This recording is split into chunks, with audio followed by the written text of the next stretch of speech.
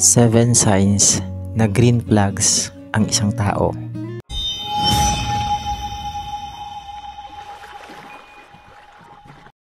Number 1. Mahilig mag-update. Yung tipong kahit sobrang busy niya, gagawa pa rin siya ng paraan para lang i-update ka. At hindi ka mag-overthink. Hindi siya magsasawang magpaliwanag ng magpaliwanag. Mapanatag ka lang.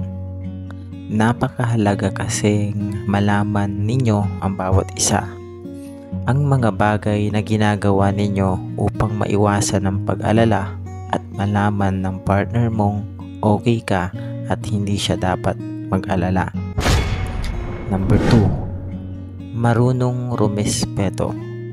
Ito yung best na kailangan mo makuha sa isang relasyon o partner. Dahil dito magsisimula at malalaman kung paano kanya tatratuhin at mamahalin bilang isang tao. Makikita mo ang tunay na intensyon o hangarin niya sa buhay mo dahil sa respetong ipinapakita sa iyo. Magiging maayos at maganda kasi ang magiging takbo ng relasyon kung may respeto ang isa't isa sa lahat ng bagay. Number 3. Nagbibigay ng assurance. Hindi ka niya hahayaang mag-isip ng hindi maganda tungkol sa kanya. Bago ka pa mag-overthink, bibigyan ka na niya ng assurance sa lahat ng bagay. Assurance lang naman ang kailangan ng isang tao. Kasi kapag wala iyan, patuloy na magdududa at maghihinala ang isang tao sa iyo hanggat wala siyang nakikitang totoo. Number 4. Mas gusto niyang ayusin kaysa makipag-argumento. Hindi niya napapahabain ang pagtatalo ninyong dalawa. Mali man niya o mali mo, magkukusa na iyan na magsusori sa iyo dahil mas mahalaga sa kanyang makita kang masaya kaysa masaktan ka niya.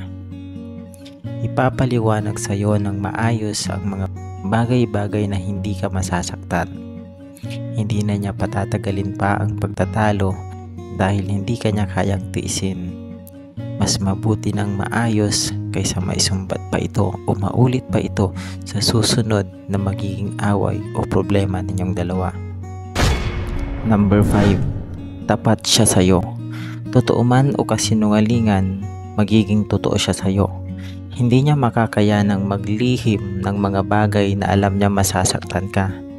Ang pagiging totoo sa sarili kasi ay nagpapakita ka rin na totoo ang pagmamahal mo sa isang tao. Number 6. Nagsiset ng rules. Madalas ginagawa ito ng mag-partner. Yung tipong alam ninyo pareho ang ayaw at gusto ng bawat isa. Hindi para higpitan, kundi para ingatan ka kasi alam niya yung mga bagay na ikabubuti mo at ng relasyon ninyo at ayaw kanyang mapahamak. Number 7. Kapag naibibigay niya ang love language na kailangan mo. May 5 love language ang isang tao. Kung gusto mong malaman ito, may ginawa rin akong video tungkol dito para malaman mo rin kung ano bang love language ang kailangan mo at kailangan niya kasi baka taliwas kayong dalawa. Pero kung magkaiba kayo, pero nag-e-effort siya para lamang maiparamdam sa iyo ang pagmamahal na kailangan mo, green flag ang taong iyan. Kung tama ako at nakarelate ka sa video, isang like nga at follow at share mo na rin ito para malaman pa ng ibang tao. Kung ganito ang nanliligaw sa iyo o nililigawan mo, pagbutihan mo palalo kasi nasa daan ka na papunta sa tamang tao. Tandaan mo yan. God bless. Mas mahalaga sa kanyang makita kang masaya kaysa masaktan ka niya.